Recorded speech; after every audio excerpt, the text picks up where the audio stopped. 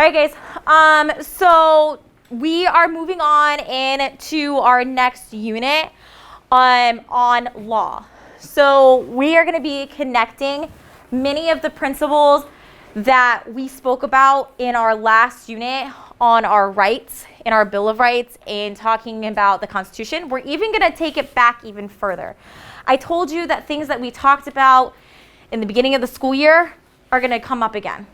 I told you that John Locke and our favorite friend, Mosquito, you would hear about him, Montesquieu, you would hear about him again, and you're going to be making those connections. So before I move forward, I also want to mention that I did get your scores right before the class period.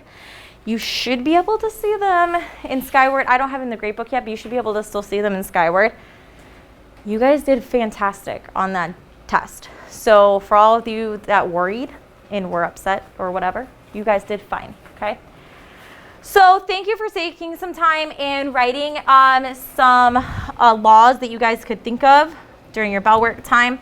So as we see here, I'm seeing, as I look through, I'm seeing a lot of the same thing. No speeding, you must have a driver's license, no murder, no stealing, seeing that one a lot. Murder is illegal, no murder, okay. I'm seeing some other interesting one, like it's illegal to feed pigeons. I mean, okay. Freedom of speech, okay. Fine for loitering, good job. Illegal to take or talk about weapons in certain areas. So some of these things, guys, you're taking back to our last unit as well. So as we move forward, I want you to think, can you put any of these laws into categories? If you could categorize these, what would they be? What kinds of categories might you put them in? Avery? Criminal laws. Okay, criminal laws. So you could organize them into criminal laws? Civil laws. Civil laws? Right. Rights? Right, yeah. Okay. Driving laws. Driving laws? Federal. Oh, that's a good one. Federal laws. Okay. Anybody else? State laws. City laws. City laws. Okay. So you guys are definitely on the right track. And we are going to talk about how these laws are categorized and what they look like. So if you've not updated your table of contents already in your notebook, please make sure that you do that. We're working on the right side today, sources of law. Remember, the diagram is up here, so if you can't remember what side is what, make sure that you're looking up there. Make sure it's folded over and put it into your notebook. All right, so as I said, our next unit is about sources and types of law. So today and the beginning of next week, we're going to focus on why do we have laws? Where do they come from? How are they defined? Then we're going to get into the really cool nitty-gritty of seeing how those laws are applied. And we've already done a couple. We're going to talk about Supreme Court cases. And so we've already done Tinker, and we did the Hazelwood case. And so we talked about how are those protecting or limiting our rights that we learned about in the next unit. Now we're going to see how they affect us on a more personal level and how they affect everybody in the United States. So our essential questions are, where do laws come from? Yes, ma'am. Will we answer where? No, you can't. I mean, you can if you want to, but. Don't they come? Well, this is just. It's probably not the most specific, but the government. I mean, yeah, you're right, 100%. We derive from the government. Remember that we had said, what did we say? What did John Locke and Montesquieu give us? They said we give up a little bit of our what for what? We give a little bit of our rights for freedom. For freedoms. Security. Security. Protection. That's the key word right there. So we give up a little bit of our rights and our liberties in order to get protection from the law. So our learning objectives are, by the end of this lesson, you'll be able to determine which sources of law affect you most. I think that's super important so that we can apply it. We're going to distinguish between civil, criminal, and military and juvenile types of law. So let's go ahead and get started. Go ahead and turn to a partner around you, whether it's your shoulder partner, somebody behind you, somebody beside you. Find somebody you can talk to. It can be a group of 3. It doesn't have to be just a partner, but find somebody to talk to. And I want you to discuss this question. Where do laws come from? So Oceana got us started. So I want you guys to continue that conversation about where do laws come from. So go ahead and turn to somebody and talk to somebody about that. So go ahead and... So wait, are you talking about like who makes the laws? You can talk about who makes the laws. You can talk about where they come from. It can be any way that you want to talk about. They come from the great minds of people. You guys have heard.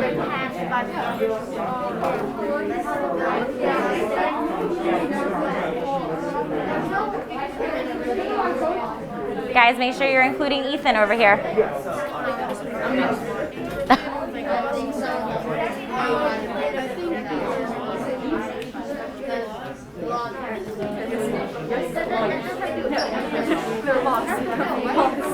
Okay, I'm going to give you guys about 15 more seconds to wrap up your conversation.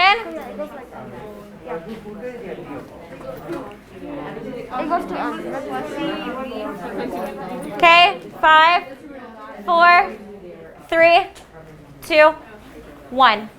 All right, so Aiden, what did you guys say? How did you answer this? If you could sum it up, how would you sum it up? What did you guys say?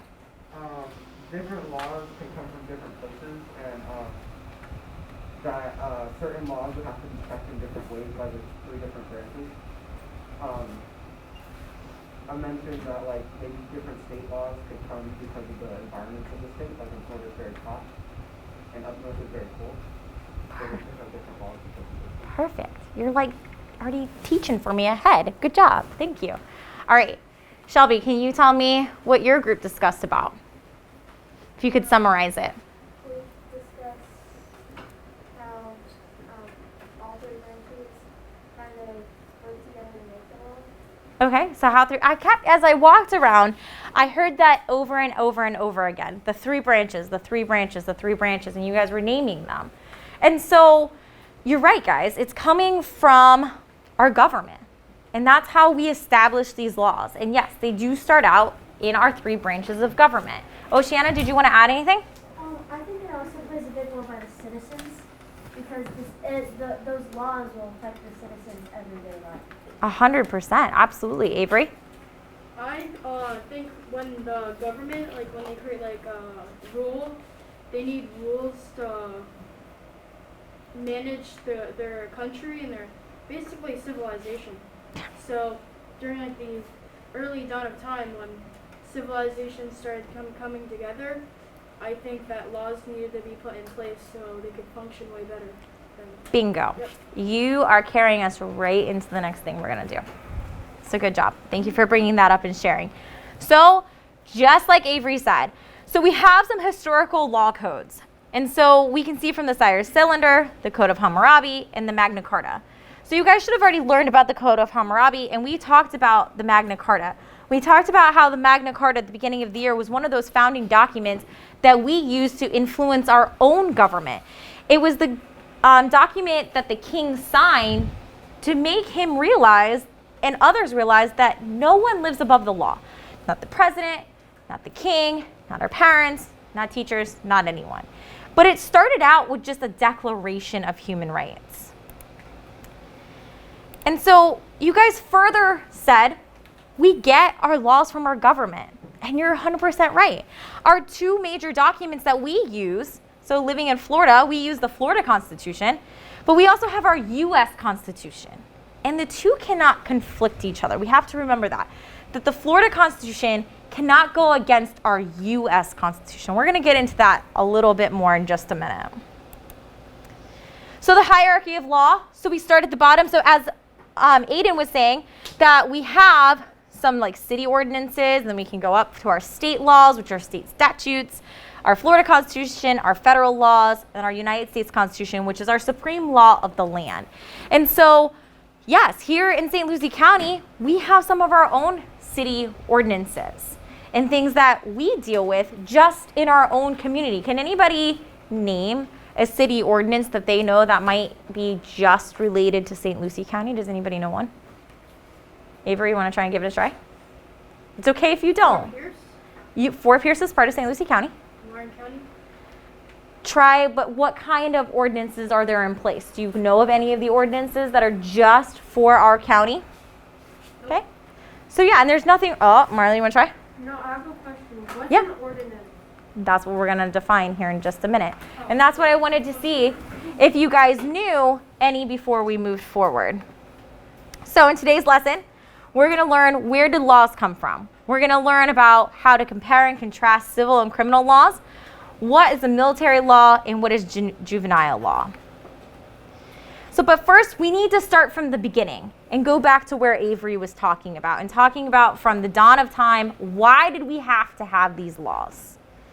So I'm going to show you guys a quick video. So if you guys could please just direct your attention to the front, I would greatly appreciate that. Oceana, thank you. Let me make sure. Also, please keep in mind that there are people of all different cultures in this video. So please be respectful as you are watching. Human rights is, geez, that's a good question. Human rights. Wow. I don't even know how to give that the definition. I would probably have to do a little bit of homework or something. Any right, I think any, just as a normal, human, any. The rights that humans have? Oh, this is a very large debate. To mindset. Tú le puedes preguntar a 20 personas y te van a dar 20 diferentes opiniones. Non saprei, ma è una domanda complicatissima. We just take them for granted that they're there, but we don't even consider what they are.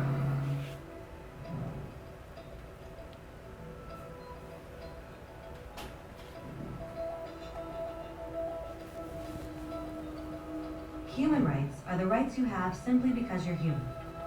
It's how you instinctively expect and deserve to be treated as a person, like the right to live freely, to speak your mind, and to be treated as an equal. There are many kinds of rights. Most apply to a certain group. But human rights are the only ones that apply to absolutely everyone, everywhere. That means kids, old people, poor people, basketball players, garbage men, rappers, teachers, Africans, Indians, Albanians, Christians, Muslims, Kabbalists, atheists, your mom, your dad, your next door neighbor, and you all have the exact same human rights. In other words, they're universal. But the question remains, what are they? Name the human rights? What the human rights are? The right to live, Equality between all peoples. Right to religion, the right to... Is there supposed to be a list somewhere I should be aware of? According to the United Nations, there are a total of 30 human rights, which are usually lumped together and called simply human rights. They're all listed out in a Universal Declaration of Human Rights, which is the world's most widely accepted document on the subject. But it was a long time in coming. At first, there were no human rights. If you were in with the right crowd, you were safe. If you weren't, well, you weren't. But then a guy named Cyrus the Great decided to change all that. After conquering Babylon, he did something completely revolutionary. He announced that all slaves were free to go. He also said people had the freedom to choose their religion, no matter what crowd they were a part of. He documented his words on a clay tablet known as the Cyrus Cylinder. And just like that, human rights were born. The idea spread quickly to Greece, to India, and eventually to Rome. They noticed that people naturally followed certain laws, even if they weren't told to. They called this natural law, but it kept getting trampled on by those in power. Not until 1,000 years later in England did they finally get a king to agree that no one can overrule the rights of people, not even a king. people's rights were finally recognized, and they were now safe from those in power. Kind of.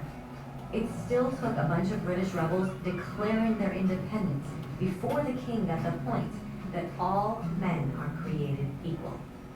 Which isn't to say he liked the idea, but he couldn't stop that, and America was born. The French and Okay, so the rest of the video is awesome, but we just needed to get to that point to where we have gone through since the dawn of time, just like Avery said, that we knew that we needed to be treated equally and we needed to be protected and our rights needed to be protected, but they had to figure out how.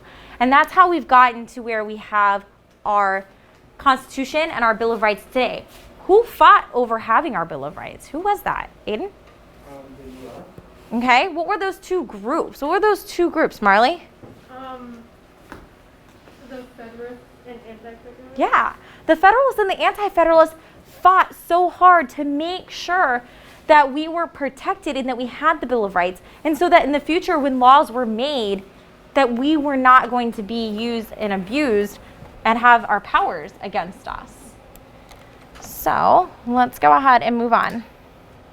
All right, so we're gonna do a little light reading together. So I'm gonna be asking some of you, and as we go, you have your notes in front of you. If you guys could go ahead and open up to the notes that we put in. We're gonna be stopping as we go through this. We're just gonna be filling in this top part right here. We're just gonna be filling in this top part. So we're just focusing on sources of law. So like I said, I'm gonna be stopping you at certain places so that way we can fill this in together. All right, so I'll get us started and then I will call on some of you to go ahead and read as well. So where do our laws come from?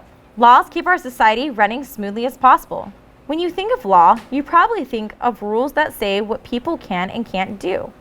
We all know that you cannot steal from others without getting in trouble. That's one example of law, but most laws set rules for how things work. There are laws about how people buy and sell property, and how we elect government officials, and how activities in daily life should work. Where do all these laws come from? There are three main sources of law in the United States: Constitution, statutes, and regulations. Oceana, you want to keep reading? Okay, you can read until, I might stop you at certain spots, but you can read until you are done wanting to read, and we'll pass it on. Constitutions. The United States Constitution is often called the supreme law of the land. That means no law in the country can violate the rules, laws, and rights set forth in the Constitution. Some parts of the Constitution give specific laws that apply everywhere in the United States. For example, if someone commits a crime in one state and then states another state, the Constitution allows the criminals to be extradited or sent back to the state where they committed. Okay, good job pronouncing that word extradited, by the way. Good job. You can keep going. Other parts of the Constitution either authorize or allow federal laws that may be passed or forbid, ban certain federal laws. For example, the Constitution allows Congress to pass laws about how business is conducted across state lines. The Constitution forbids Congress from passing laws that limits people's freedom of religion.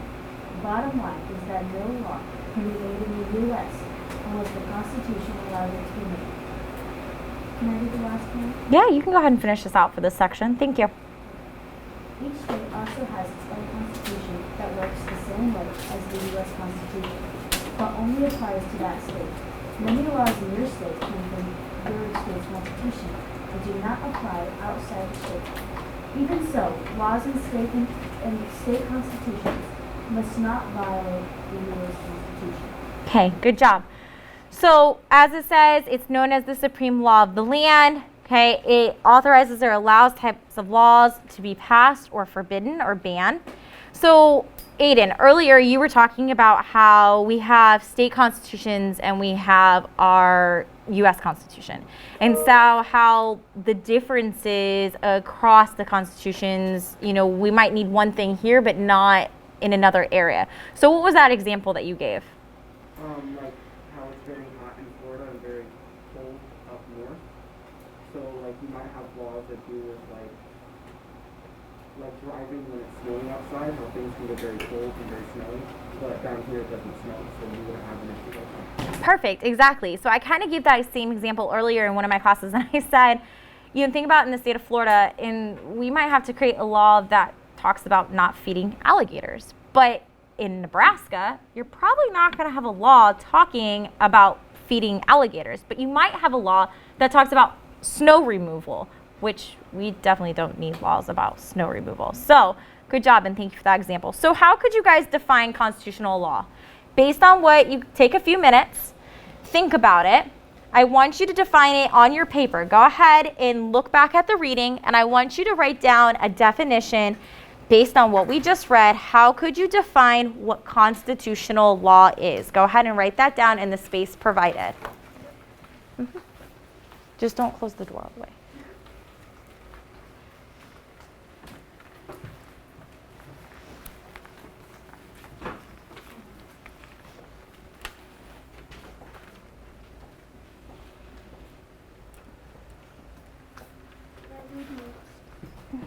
Thank you for asking.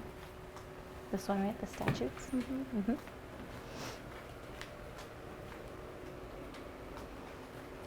do you think, buddy?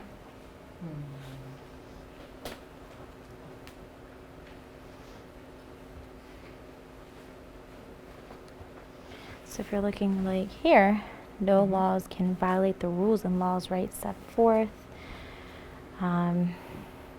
Think about how right here other parts of the Constitution either authorize or allow.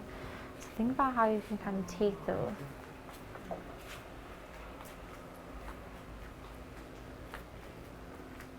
How you doing, buddy? The first question. Perfect. Straight and to the point. How you doing, sweetheart? I'm good. All right, so I would say look in here. So some parts of the Constitution, specific laws apply to everywhere. Other parts either authorize or allow or forbid Congress to pass certain laws. What's up, bud? So nobody's trying to find out what constitutional Yep, law means? you're just defining it in your own words and what you think it is. Okay?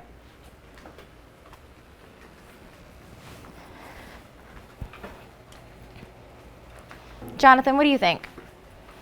What do you think? I'm scratching my head. You want to try it though? You want to try and give me what you wrote down? Because as I was walking by, it looked pretty good. So let me see. Let me hear. Constitutional laws are supreme law of the land.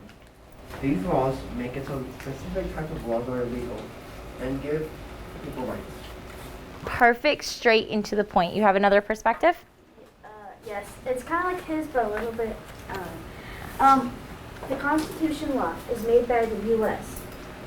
Congress cannot pass laws that limit people's freedom of religion and freedom of speech. Okay, perfect. Once again. I put there are laws that every state must follow. Okay, that would be fair as well. So the way I personally put it, and I'm going to put it up on the screen in a little while and we'll go back over it, but the Constitution is the supreme law of the land, and states can only create laws that do not conflict with the Constitution. So good job, guys. So you guys were right on the mark there. And I'm going to put that up as well in just a little bit. So if you're still kind of struggling with that one a little bit, we can work on that. All right. Go ahead, Marley, and read the next section for us. You're going to read that whole section? Yeah. Okay, go ahead, sweetie. The Constitution gives Congress permission to pass laws about a limited number of topics. When Congress passes a law, that law is called a statute. Statute? Yeah, okay. Statute passed by Congress apply to the entire United States. All of the thousands of statutes passed by Congress are collected together and organized by subject. The collection is called the United States Code. For example, the Constitution says Congress has the power to establish post offices and pass any laws necessary and proper for carrying out that power. This means that Congress can establish post offices and pass all laws needed for running a postal service. In the part of the U.S. Code that deals with post offices, you would find a statute that establishes the United States Postal Service. You would also find many other statutes having to do with running the U.S. Postal Service. There are statutes about what can and can't be sent through the mail, how the Postal Service must manage its money, working for the Postal Service, and many more. Okay, good job. Thank you. So I'm going to stop you right there. I'm going to have you guys turn to one another, and I want you guys to look back specifically in that first paragraph, and I want you guys to define in your own words what a statute is. Okay, go ahead and work together to go ahead and figure out what you think a good definition. It doesn't have to be long. All right, go ahead and get started.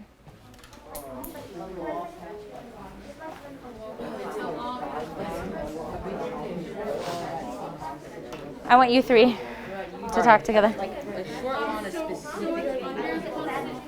it under constitutional law? Statute law. So yeah, yep, that one. Yep. You guys talking? Are you two? No, me and Jonathan are. All right. Yeah, me and Jonathan. All right. I want you guys to also talk, okay?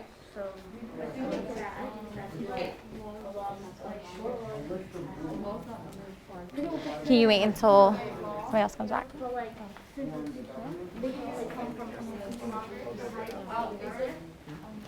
Oh, Miss Kappler, sit down with you for 1 minute.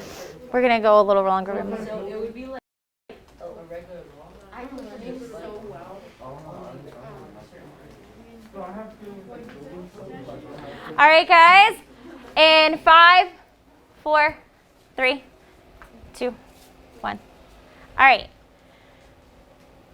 Who can I look at? I'm kidding. I'm just kidding. You want to give it a try, Dylan? It's a law passed by Congress. Okay, a law passed by Congress. Aiden? A list of codes that says how the government functions and Oh. how different things are created. Okay. Good job. Nani, you want to give it a try? Come on, give it a try.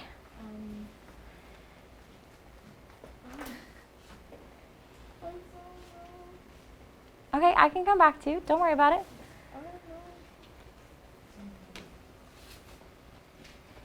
No? Vincent, you want to give it a try? Laws and codes created by Congress or the high part of the government, like the 3 branches, which are carried down to like states and counties and stuff, which they all have to follow. Perfect. Great answers, guys. Great answers. All right. So let's go ahead and continue moving on. So who would like to go ahead and read that last little paragraph of statutes? You want to read it, Aiden? Go ahead. All right. Statutes continue. State constitutions also authorize the state legislators to pass state laws. The state laws are also called statutes, and they only apply inside the state. Often, state statutes allow government to pass their own laws.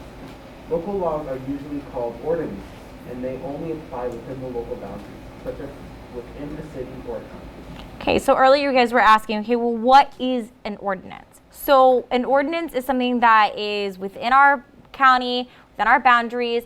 And so an example of that was recently passed is that cars in St. Lucie County actually are not supposed to, or allowed to now, park in the front of somebody's lawn unless they have approval from that person.